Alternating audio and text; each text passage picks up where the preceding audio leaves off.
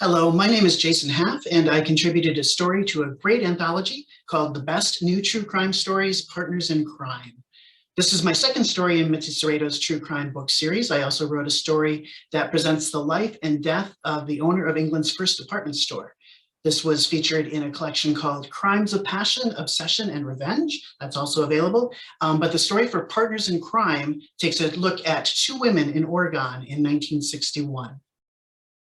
Janice Freeman, who was 19 that year, had an unstable and horrible childhood and had experienced sexual abuse by her stepfather and isolation and suicidal thoughts while she was in reform school.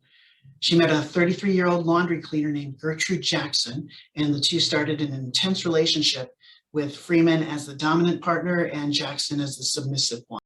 Gertrude Jackson also had an unhappy history, meeting men who would abandon her after she had children by them.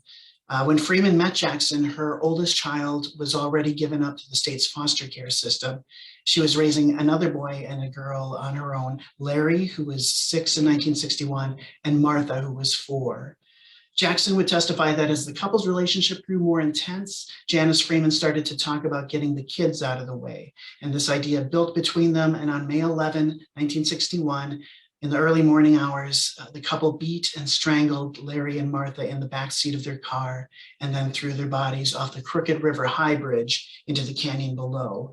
This overlook is off of US Route 97 in Central Oregon. Certainly, this was a cruel and indefensible crime, and I had to find a reason why this story was worth telling and presenting in Partners in Crime.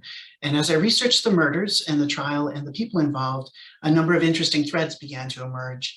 One detail is that Janice Freeman was sentenced to death and would have been the first woman to be executed in the state of Oregon. Her case would be used 3 years later by people seeking to abolish the death penalty as an example of an unfair act of punishment. It's also interesting to place this story in the larger context of gay and lesbian rights in the United States in the 1960s.